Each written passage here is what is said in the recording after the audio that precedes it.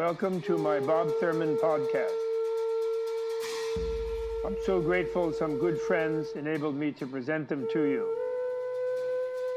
If you enjoy them and find them useful, please think of becoming a member of Tibet House US to help preserve Tibetan culture. Tibet House is the Dalai Lama's cultural center in America. All best wishes. Have a great day. This is episode 218, Buddhism as Therapy.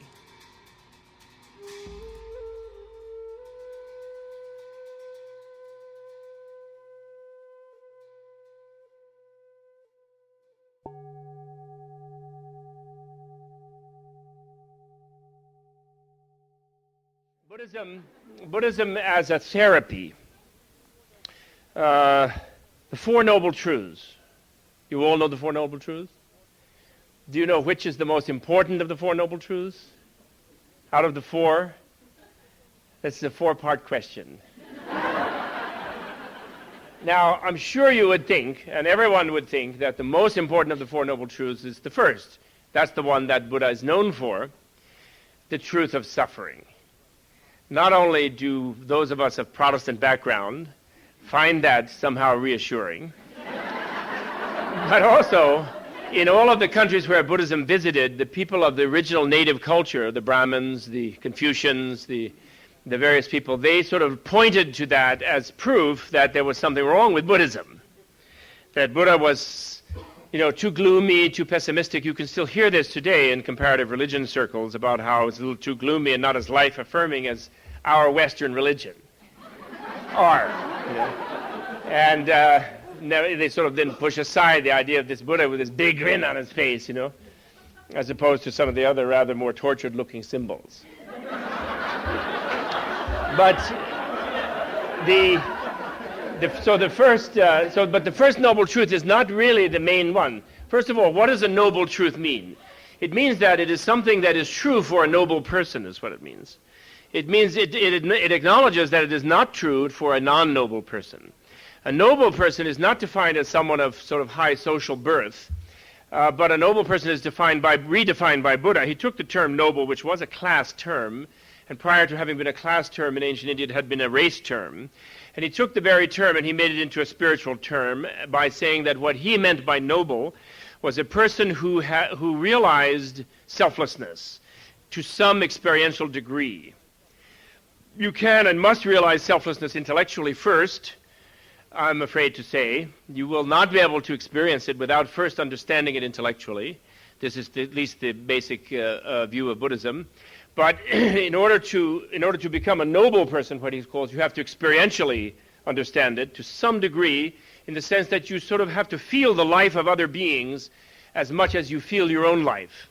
And ultimately, perhaps even more than you feel your own life, since in fact there are quite a few more of them than there are of you. But initially, at least as much as you feel your own life, and as you know, most of us are saddled with the fact of having to feel our own lives primarily, and most of the time, right? And it's sort of speculation whether they're cardboard or they're really there, So a noble person really genuinely feels the life of other beings by having gotten rid of the excessive obsession with their own life. So therefore, it is true for such a noble person that the unenlightened life is suffering. The Buddha never said everything is suffering. He did not say he was suffering. He was grinning all the time. He wasn't saying, I'm some weird person who grins when it hurts. He was grinning because he actually was happy, and therefore he didn't mean that he was unhappy. He meant that if you're unenlightened, meaning that you think you are the main thing in the universe, basically, then you will be unhappy because the universe will be in total disagreement almost all of the time. And it's a big universe, right? And imagine all that disagreement. Here, I'm the main thing, I think, and the universe says absolutely not. You're just some little bug, And there's billions and trillions of others, and you're soon going to die, and you're very unimportant, and this and that, and pay your taxes and be quiet. And I say, but wait, I'm the main thing. So you will suffer, in short. if you think you're the main thing, which is to be meaning unenlightened, which is not a morally bad thing. It is not presented as morally good or bad. It's a perceptual description. We are naturally thinking we're the main thing because we're oriented to sort of feel that bringing everything into some sort of self-center is the proper way to live. That's what we're taught, isn't it? If I asked any of you who you were and you said, I don't know and I'm proud of it, we would be concerned. Unless we were a Zen person or a Buddhist person, we might be pleased, but we'd be a little suspicious in any case, even Buddhists. So the point is that the first noble truth is a diagnosis, and the pattern of the noble truths is precisely the pattern in ancient Indian medicine, probably pretty much started by the Buddha, of how a doctor treats a patient.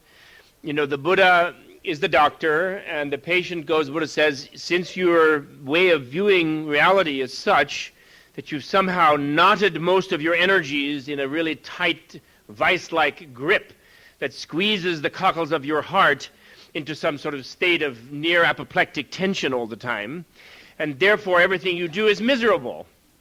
Even you have great outer circumstances, you're sitting there with this knot in your heart. And that was his diagnosis, that the unenlightened person is equivalent to someone who has a vice, who had an operation once and the surgeon left a vice clamp in there somehow, forgot to take it out, And so that's the diagnosis. Then the doctor who makes such a diagnosis has to give an analysis of why that is. And the Buddha's analysis, you're all familiar, right? You all know Buddhism well. You know what the analysis is. Do you? Is the analysis because your mind is too scattered? Is it because you're not enough of a Buddhist? I don't think so. Is it because you don't meditate? I don't think so. Is it because you've been mean to people? Well, that's just a symptom. No, the analysis is there are two things, you're afflicted by two things. The first of them, and most important, is ignorance or misknowledge. And ignorance is not even very good translation. Misknowledge is a much better one, like misperception, misunderstanding, misknowledge. And then the second thing is a derivative of that, which are called the kleshas, or the addictions, I think is the best term, meaning they are emotional addictions, patterns of emotion that cause conflict for you, increase your sense of conflict, cause conflict with others, the worst of which are greed and hate and envy and pride, those four, which are all derivative of this misknowledge. And the misknowledge itself is not something mysterious. It's precisely what we just mentioned. The misknowledge is our knowledge that we're us. Exactly, it's what it is. Poor Descartes, was perfectly defining it, which those who know Western philosophy should make you feel a little nervous. This I think, therefore I am statement of Descartes perfectly expresses misknowledge. And a system and a civilization built on that then perfectly articulates misknowledge. And here we have it. Here we are at the end of it, actually. Here we are really at the end of it. We're in the room at the end of time here, at the end of history, of having gone through this misknowledge, which is that the one thing I cannot doubt, the only thing I can be certain of in the universe is that I'm me, and that I'm here, and therefore naturally, secondarily, of course, that I'm most important to me, and I have to worry about me, and that's normal and natural, and that's inevitable even, and that's absolutely certain even. And this is misknowledge, precisely. Because how can you... Now, Descartes said that. He couldn't doubt that he was himself, because he recognized he was not, he did do some meditating, and he recognized that when he looked for himself, for the I that can't be doubted, he couldn't find it. He did discover that. It's in his meditations. When I looked for the I that's there, I don't find it. But then he said, oh, I get it. That's because I'm doing the looking. Because I'm a subject, I can't be an object. But therefore, I'm sure that I'm here, even though I don't find myself. In fact, I'm the only thing I can't find in the whole universe. Because I'm the only non-object in my whole universe. But therefore, that's the one thing I can be really sure of. Isn't it brilliant? I can find Robert, I can find Anne, I can find the floor, the roof, the ceiling, and I can all unsure of all of that. It could all be illusion. I can't find myself, therefore I can be totally sure of it. It's actually a little cracked. Unfortunately. So anyway, the point is, that's misknowledge, you see. The point is, if you push a little into this issue, what he should have done is, if he should have put a little pressure, and any Zen master would have had him do that, a good Zen master, put a little pressure on that point of feeling that I'm certain that I'm here. Had he done so, he would have, of course, lost that certainty tremendously. He would have entered into tremendous doubt. He would have, agonized with that doubt, struggled with the doubt. He would have built up a mountain of doubt as high as the axial mountain, as high as Mount Kailash, as Mount Everest, as they say in Buddhism. And then, having built up this huge mountain of doubt, then something different would have happened to him at some point, where he would have come to a cessation of the suffering of struggling with the universe from this distorted perspective of just being the real thing in it, with the universe totally disagreeing.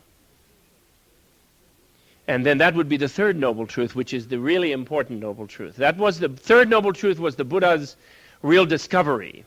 That's why Buddha was smiling. He had found that noble truth. It's called, he gave it a kind of Protestant type name, not very flowery. He's called it cessation, the truth of cessation. Sort of like you're not going to get much out of that type of thing. Because he knew that if he really presented it as being too groovy to people, they would probably suspect him and freak out, in that era, since somehow pleasure is always suspect. So instead he said it's just cessation of suffering. But in that cessation word, nirodha, can also mean freedom. You can actually call it freedom. In our more modern sense, you could say freedom from suffering. So the third truth was the truth of freedom. And that's the real truth. That's the truth in which the beings over the many millennia who have followed Buddha took refuge in, was that truth of freedom. In the therapy model, which is what we're discussing, that meant that a sick person who is sick with misknowledge, greed, hate, envy, pride, and all the other derivative afflictions and addictions, that person could actually become free of all of those states and actually feel good and actually be ecstatic, permanently ecstatic, not regressing into suffering afterwards. If you had a great meditation session and you felt really good, and then you had a big fight with your uncle afterwards, you should know that you didn't attain nirvana. Once you attain nirvana, your uncle will not bother you. That's definite. We don't have to be dubious about that.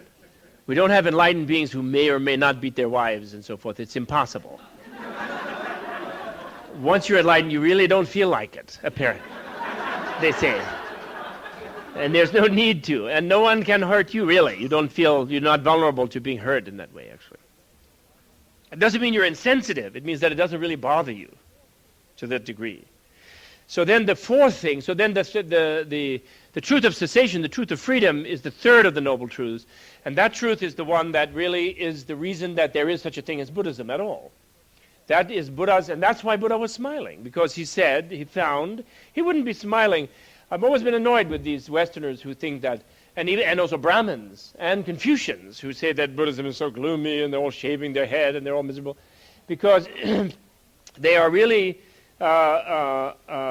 acting like Buddha is basically a sadist, grinning away happily while everybody's just got to be miserable. That would really be cuckoo. At least he should have frowned and looked miserable.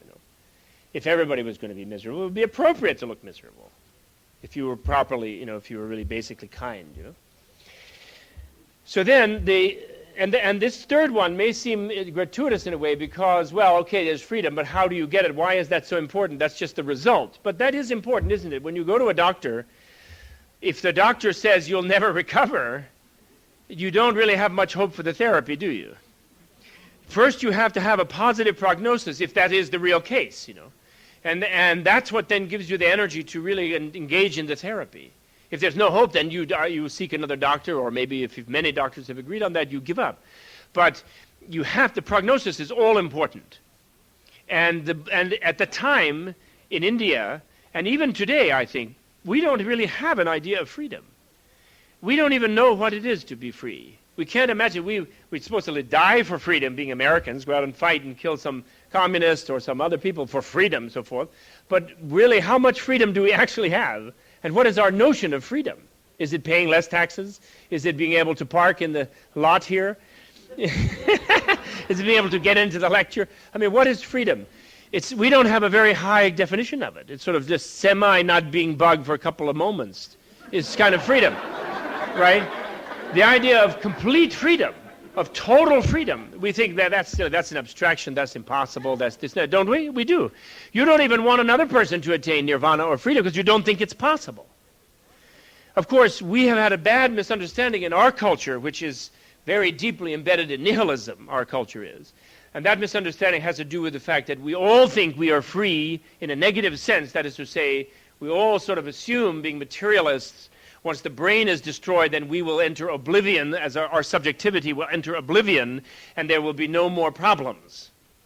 We may not enjoy anything, but we'll be obliterated. And actually, obliteration, of course, is freedom from suffering. So it is nirvana, negatively defined, right? So that's one reason why we're so relaxed compared to other people. In old traditional cultures who worry about extreme negative states like hells and like future lives that might be in a miserable form and this sort of thing. We're kind of relaxed because we all have a type of nirvana waiting, automatic, just boom, just call Jack Kevorkian and then we got nirvana with his nirvana machine, And that's a very bad misunderstanding. Nirvana does mean to extinguish something, nirodha means to cease something, but it doesn't mean to cease life. It doesn't mean to cease awareness. It means to cease suffering only. And when you cease suffering, you are happy, I think, usually. Therefore, it actually means happiness. And therefore, it's not at all oblivion. There's no way to obliterate anything. Now, Buddha might have accepted oblivion as sort of a compromise in a bad situation. But the problem with oblivion is that it can't exist. It just shows how little we know the meaning of the words we use if we think there is such a thing as oblivion that you can go to. Or, for example, Miguel de Unamuno was afraid of it. And I think a lot of people think they're afraid of nothingness, and it's a big frightening thing. But you can't, who can be afraid of nothing? What does it mean to be afraid of nothing? I'm so afraid of nothing. Okay, take him away. It's impossible to be afraid of nothing. There is no nothing. That would be a big thing to wake up to. So therefore, nirvana cannot be nothing. Buddha would not be such a fool. Nirvana absolutely cannot be nothing. There is no nothing. There is actually a meditative realm called the realm of absolute nothingness, which means that you can achieve a state where you reify your own notion, your own misapprehension, and your own misconceptualization of something called nothingness. And you can go in there and sort of have like quite a long period of peace and quiet. It's actually considered a major pitfall for a meditator to fall into that state, because when you come out of that state, you can die physically. I mean, your human body could just slough off. You'd go into kind of cataleptic trance for a while, and then eventually people would put it over in the corner, and then eventually it might get swept out. and then you would be, according to them, billions of years you'd live there as a deity of the formless realm of absolute nothingness. And then, of course, you'd be back somewhere with a rude awakening after a long period of time, since there is no obliteration, and the momentum that took you in there would eventually bring you out. But then you might be in a different universe as a slug or something on some green planet. It would be terrible. All your friends would have already attained Buddhahood and nirvana. It would really be a bummer, And they do have, in Mahayana Buddhism, they have bodhisattvas whose special mission is to go into contemplative realms with the sort of psychological or psychic pitchfork of some kind, and like prod people in the formless realm and lure them back out into being embodied and dealing with interaction and with the fact that the self is not all there is. You see, those are states of extreme reification of the isolated self, basically, such samadhis. They're real samadhis, and you really can go out of body in them, and they are completely dangerous and absolutely unnecessary. Surprise, surprise to us Westerners who think anybody who could be concentrated even for half a minute had achieved something great, that they're bad, great things that you can achieve that are really harmful to your evolutionary being, actually, which is something that Indians have known for a long time. I believe we don't really know that because as Westerners, because of our materialist upbringing, we don't really have the proper respect for the power of our own minds. Because in some funny way, we even don't think we have one, sort of. It's like it's just some software, and it's like some kind of electrical thing going blip, blip, blip, And it isn't a real mind, We don't really believe there's mind over matter. We really don't. And that's because of the way we're conditioned, So therefore the task of imagining total freedom is itself a very important task. The imagination is always to be like, is a powerful vehicle of sort of Buddhist yoga always. It is not just something to be suppressed. Even if you're seeking quiescence only, if you have that definition of nirvana, then you have to be imagining that goal in order to strive for it, in order to suffer for it, in order to like make effort for it. And so imagining freedom is really not easy. Really not easy. And it's something we have to work at. Anyway, once we do that, then that imagination of freedom develops into what is called an authentic view. Or even, if we translate samyak in a certain way, a realistic view of reality. And then we start on the branches of the Eightfold Path, which is the actual therapy, right? You have a realistic view, you have a realistic intentions, realistic speech, realistic livelihood, realistic mindfulness, realistic samadhi. People say, various people say with reason, that the Buddha was really a kind of healer, and this was his way of healing people. And he was very skillful at it, and people were very ripened for that in his day, and he was able, therefore, to put a lot of people into this therapeutic process, and a lot of people achieved liberation of mind and real freedom from the addictions and real breakthrough wisdom from misknowledge, and therefore achieved real bliss of nirvana. During his day, it was a tremendous, powerful movement in that time. And therefore, in modern times, people adopt Buddhism. We have, the transpersonal psychologists and others who are very interested in Buddhism as a therapy, and in a way, it's very appropriate for them to be thus interested. However, is Buddhism just a therapy? If we want to look further, we have to say that image of Buddhism as an ism somehow comes up a bit short. Just as, in a way, therapy by itself tends to come up a bit short.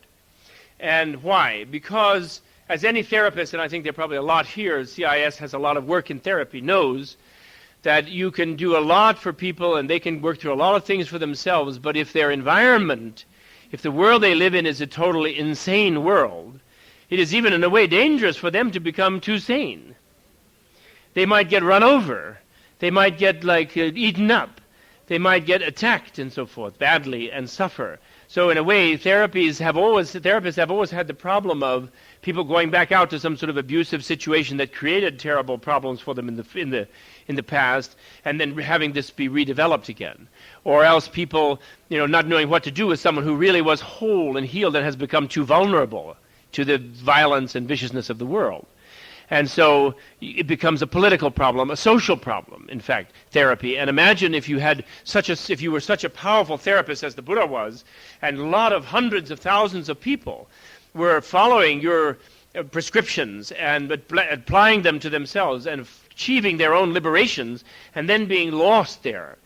In a very violent society. India in his time was not at all a yogi society. It was very violent. There was a lot of city-states like Athens and Sparta. They were having wars and fighting all the time.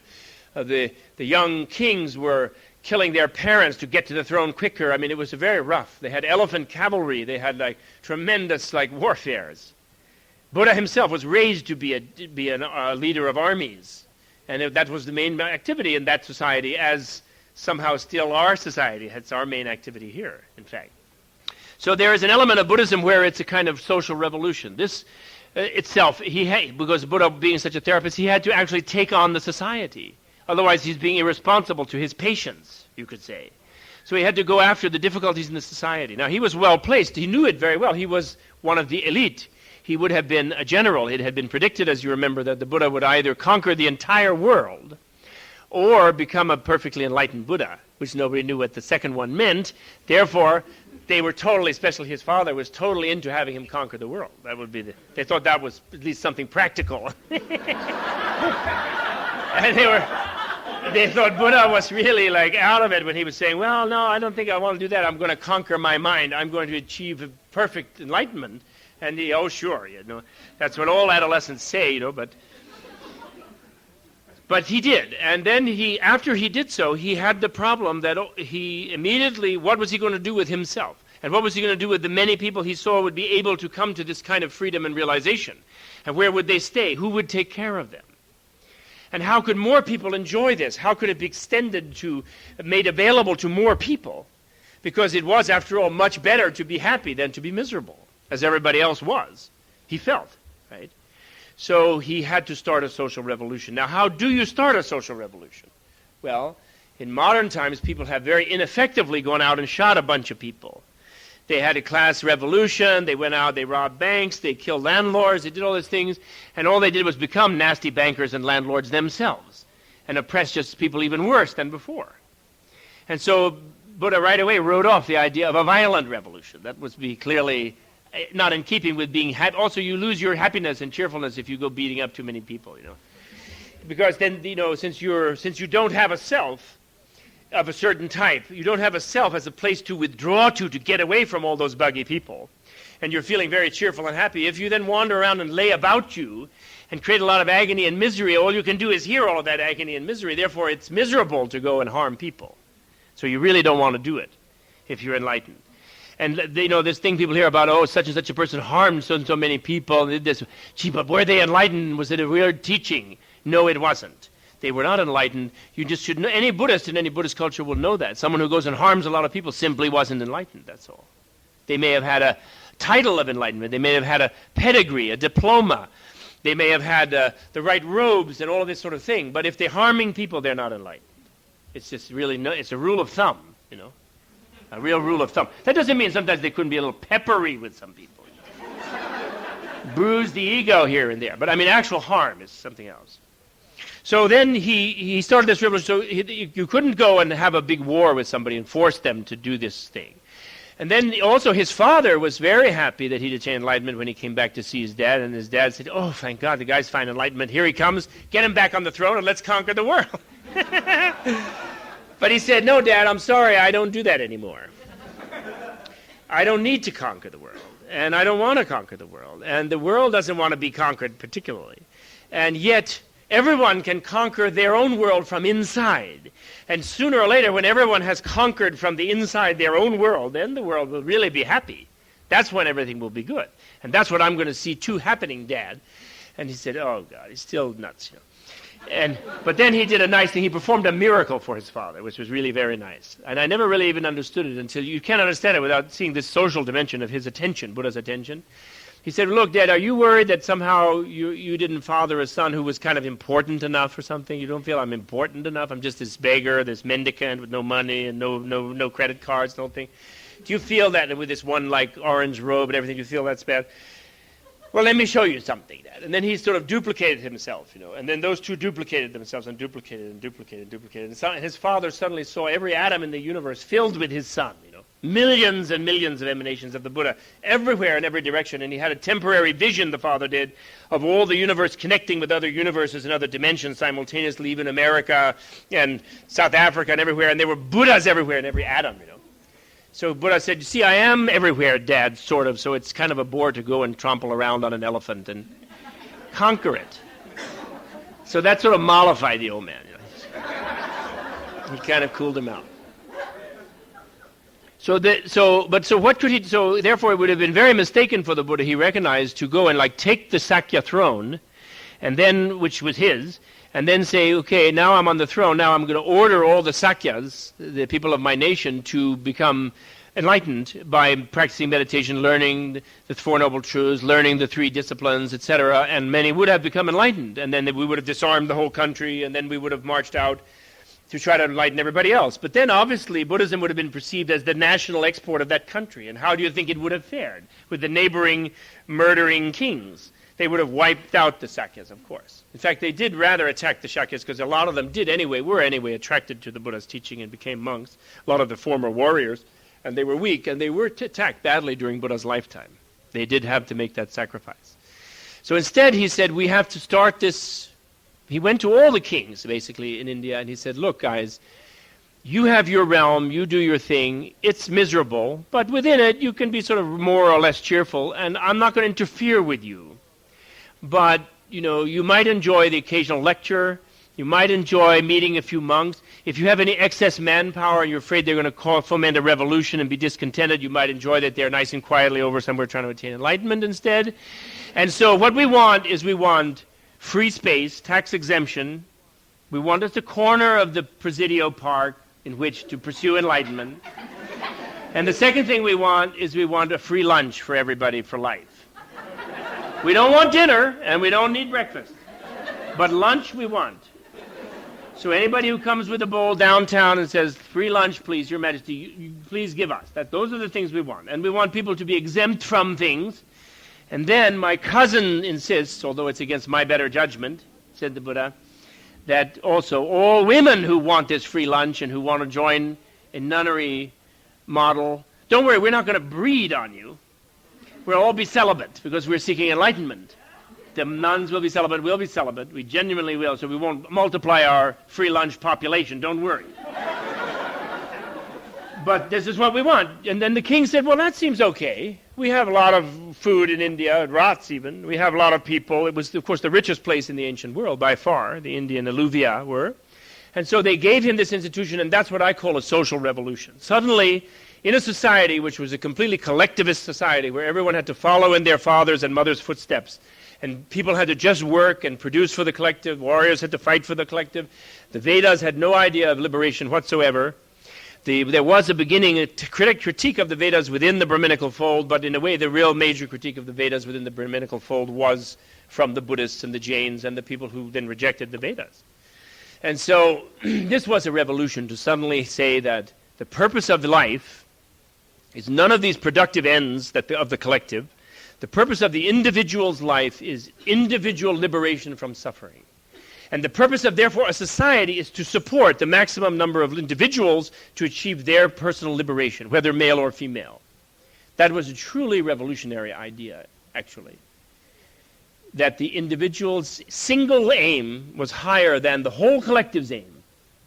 It's such an amazingly revolutionary idea that even though in America, which prides itself on being the great land of individualists, in fact, we sort of more liberal types kind of worry that everyone is too individualistic in America.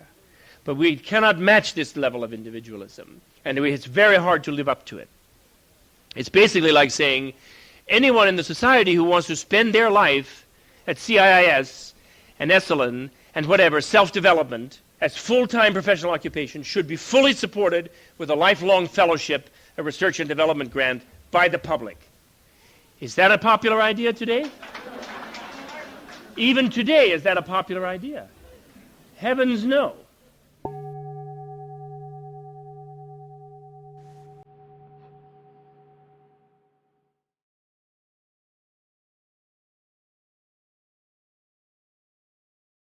Aloha, greetings, and salutations, podcast wallas.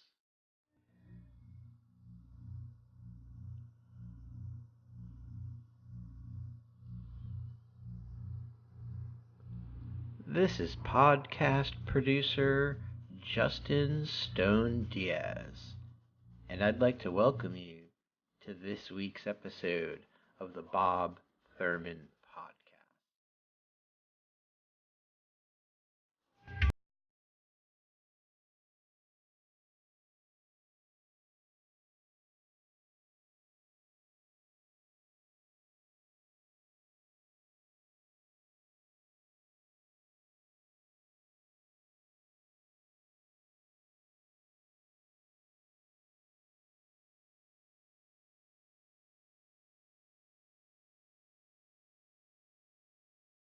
Their website. Links will be provided in the podcast.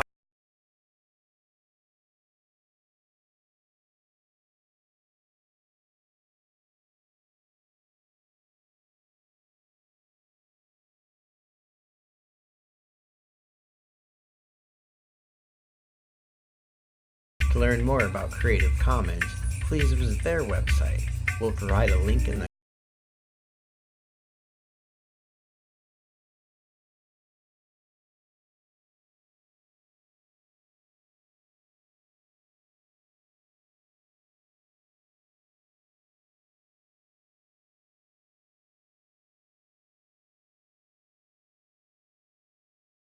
more about the benefits of Tibet House membership, visit their website at tibethouse.us. Your monthly donations help support the Tibet House US mission of presenting and preserving Tibetan culture in the West. If you cannot donate, please be sure to leave a review, comment, like, or share of of the Bob Thurman Podcast on all your favorite social media platforms. Your online participation can help make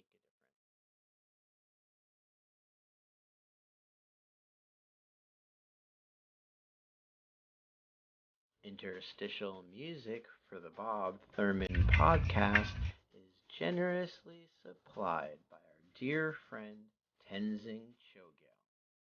To learn more about the work and music of Tenzing Chogyal, including his new album, Jesse Paris Smith and Laurie Anderson.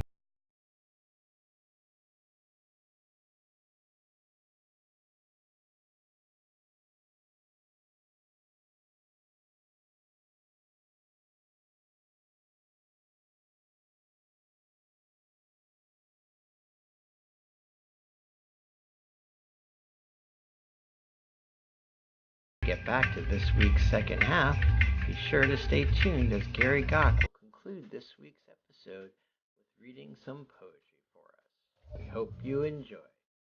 Tashi Delek, and thanks for tuning in.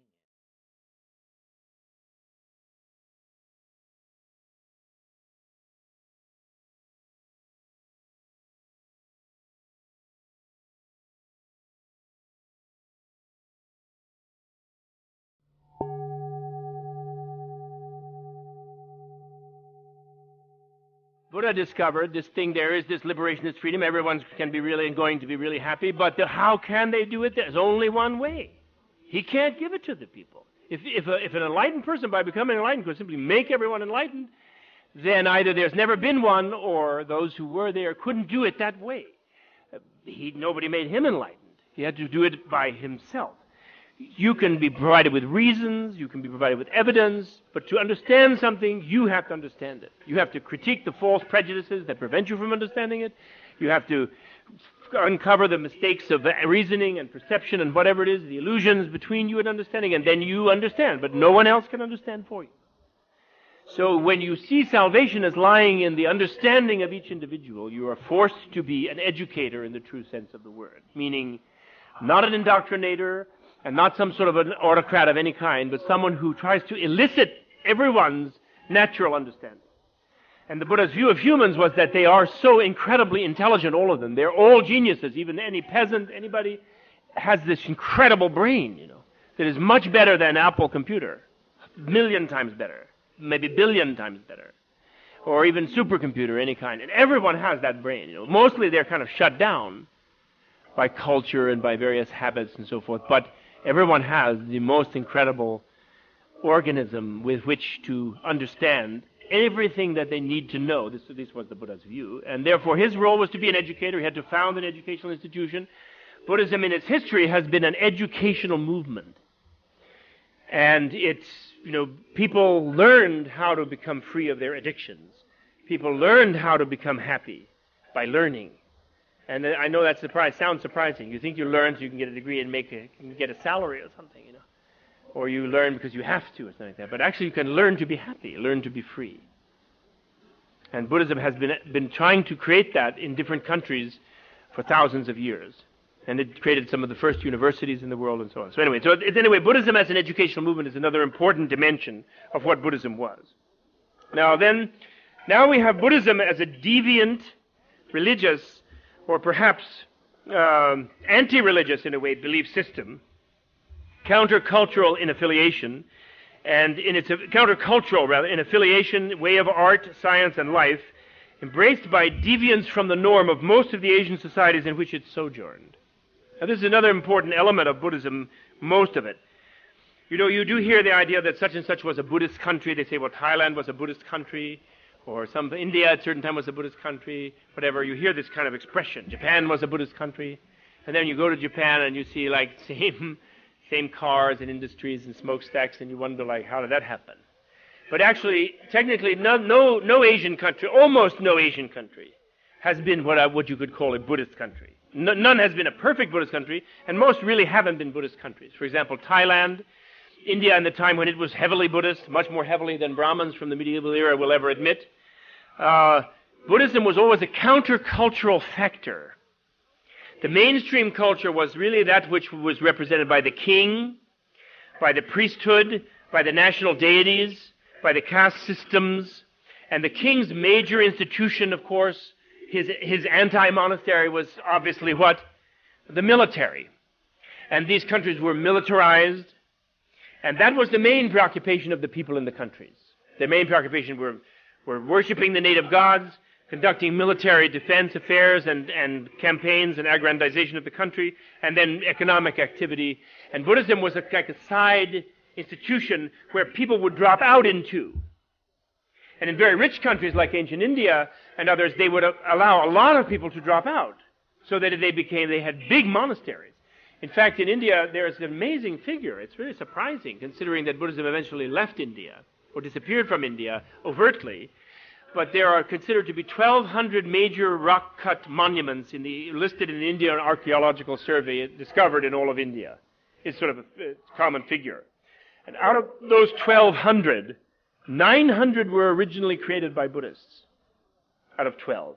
100 by Jains, and only 200 by people identifying themselves as Hindus.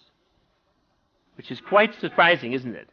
When you think of the way people teach the history that they were just a couple of weird guys with sandals and orange robes running around. 1,000 if you add the Jains to the Buddhists as Shramanas, as ascetics, as anti-Vedic people, 1,000 out of 1,200 of the major things that took generations to build, 4, 10, 11, 12, 15 generations, great cave complexes and things, were made by these so-called countercultural people. So this is why Buddhism never did take over an Asian country except one, or actually two, which I'll come to, because it was always something tolerated by the mainstream society. The king always kept his army. When the Buddhists got a little bit too strong or something, they would go and purge them and draft them back into the army. And they kept them they didn't really change, they kept a dualistic ethic where if you became a Buddhist monk, you were honored and so forth, and you kept a certain rule, but if you were a layperson, you had a different kind of a rule and so on.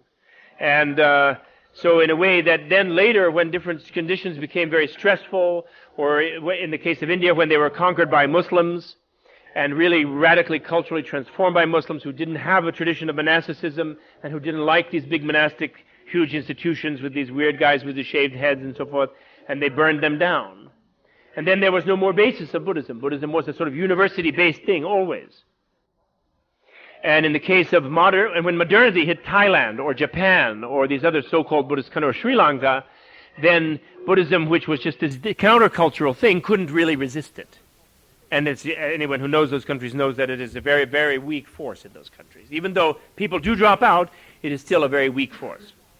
So therefore, none of those countries really did become what you'd call Buddhist countries. They became countries where they tolerated this educational system, and many individual people benefited from it, and the society as a whole benefited from it, but never to the degree of becoming truly Buddhicized, what I would call. And what is the criterion of becoming truly Buddhicized? I mean, let's look at it. Go back to the beginning. Buddha's revolution involved starting the monastic institution, which was the core of an educational institution. In that monastic institution was a kind of mirror image of what he was conventionally born to run, which was a military institution. But it had the opposite purpose, which was self-conquest instead of other conquest. So from the beginning, it was something that was a concession from the rulers to be a balance against the military. So clearly, for a country to become fully Buddhist, it wouldn't necessarily mean that every single person would become a monk or a nun in the country, although temporarily maybe most might, as part of their education. But it would mean that the military would wither away.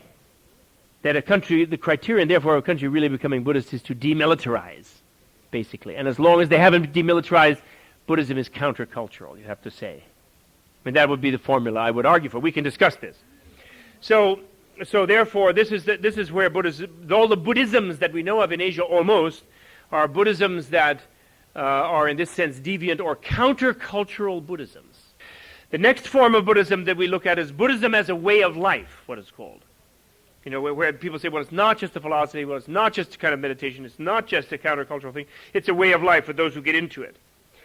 And here I can agree in the sense that we say that, well, it's a way of life to which people who become really enter into sort of the realm of the Dharma through vision, through achievement, through understanding, they become discontented in a way, or they ignore the fact that they are countercultural. And they enter into where the world in which they are, their culture in which they are, is their only culture. They sort of don't even recognize the outside society in a way, you could say. And like the great Zen master in the Tang dynasty who told the Suzong, I think, emperor, who is in the Blue Cliff Record, and he says, he's called to the court, and they sort of drag him there. He refuses the invitation about 10 times, and they finally drag him over there. And then the emperor is talking to him. He says, the emperor asks him some big pompous question, and he kind of looks at him and says, I've seen emperors as many as there are grains of sand in the Ganges River be blown away like in a dust storm. Sort of like looks right through the emperor, doesn't like get into it, you know. Of course, which of course then makes the emperor respect him all the more. And the story goes on. But I'm saying that they go into it where they don't even recognize like a mainstream culture. And then in one case, and then it becomes a way of life for such people. And I think there are even people in America who are like that today. But then, although I think none of the countercultural institutions here are quite like that still. But then in one country it actually went further than that, and that is Tibet. Surprise, surprise. But it isn't just that Tibet is so great. Tibet was not actually very great. Tibet was actually very backward. At the time when India was incredibly civilized by Buddhism and very gentlified, and women were not so much being tortured as usual, and things were like a lot better, but yet then India was conquered and smashed. But at that time, it was just an accident that the Arabs conquered them. The Tibetans also were conquering, and the Iranians, the Tibetans were also conquering in the northern area, in the Himalayan area. They just never bothered to conquer any low-lying places because they didn't like to go to low altitudes. So they only conquered what was higher up and then would go back to the even higher space. You know. They overturned Tang China once and conquered its capital, but then left after a couple of weeks, you know, after they'd drunk up all the local, like, white water, fire water. They were very backward, in other words, barbaric, backward, really ruffian people. And they had a religion already, their own national religion with a royal cult and like sacrifices and pomposity and rituals and big pyramid tombs, burial tombs for the kings and everything. They were like a developed, quote-unquote, civilization, but they weren't just all nomads, but they were not at all refined, they were not gentle, which to me is the real definition of civilization. And yet, they reached a point in the 7th century where they thought, around the time of Charlemagne, they reached this point where they said, well, we've conquered and it's kind of boring. And also, we don't like to conquer anymore because, unlike the Mongols, Genghis Khan, we don't want to conquer the world because the world is all at too low an altitude. So we have a 1,000,000 square mile plateau that we like, and we conquered that. But now that we don't really like to go and steal more stuff from the people around on the outside, our warrior ethic and our roughness and crudeness makes it hard to get along with each other. And, you know, then we're beating each other up and having, like, inner conflict, and that's bad. So how can we get an ethic? It would be something beyond this warrior ethic. So then they look around and they say, well, what is working for other people? Being practical people, and they look, and there's Buddhism in India, Buddhism in Central Asia, Buddhism in China. Everywhere everywhere they look is Buddhism. So they say, oh, hey, that should be useful then. Let's see. And they then go and they start to take Buddhism, and the first 400 years, they also have a countercultural Buddhism. A Buddhism that is tolerated by the state, but really is sort of against the will of a lot of the warriors, and it's like a frill and a legitimation for them. They sort of go out and kill everybody for like 20 years, and then for the last 10 years they sit down and they say Om Mani Padme Hum, and they're Buddhists, and they try to make up for their sins, you know. Typical, just like Christianity in Europe, the barons go out and then they build a monastery later to commemorate all the people they slaughtered, you know. No, but that's good. At least they build and end something, you know. That's good. It's good. It's the best they can do. No, but that's good. At least they build and end something, you know. That's good. It's good. It's the best they can do. And that goes on for about 400 years like that. And then this strange thing happens. And I think partly it's because of the big conspiracy by a bunch of people in India, and partly it's because of the special circumstances of Tibet, its isolatedness in some sense. And it wasn't, I mean, people would go there, but no one wanted ever to stay there because the air was too, they would get like altitude sickness. You know? They go for short trips only. And partly because of that, I think, and partly because of the intensity of the people who came from India. See, around that time, the Muslims came in and mashed everything in India. So a lot of great masters went up into the hills. That's a natural thing you would do. You would go up the Himalayan river valleys up into the Himalaya, then you'd maybe go across the Himalaya. Then some Tibetans would find you, and then they'd come up and say, well, what can we do, you know? And these people were, some of the people who went up there were these incredible individuals, what are called the siddhas, or the great adepts, you know, the Vajrayana men and women.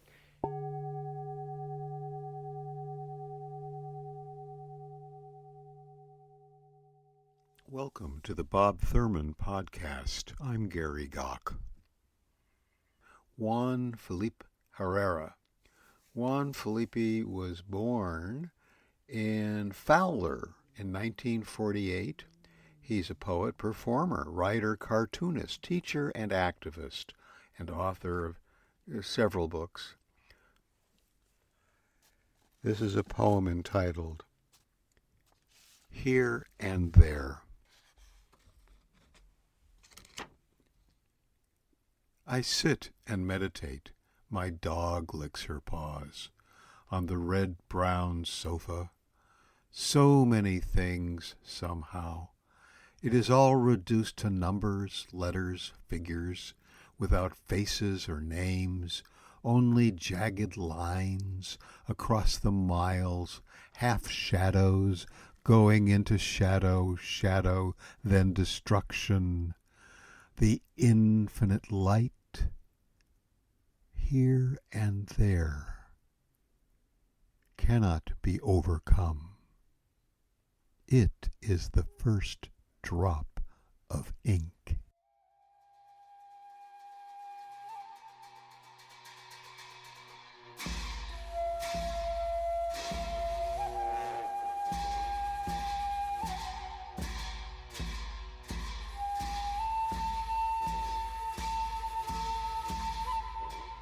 I'm Gary Gach, and this poetry segment is a part of the Bob Thurman Podcast, and is published by Tibet House US, Menla Retreat, and Dewa Spa under a Creative Commons Attribution, non-commercial, no derivatives license.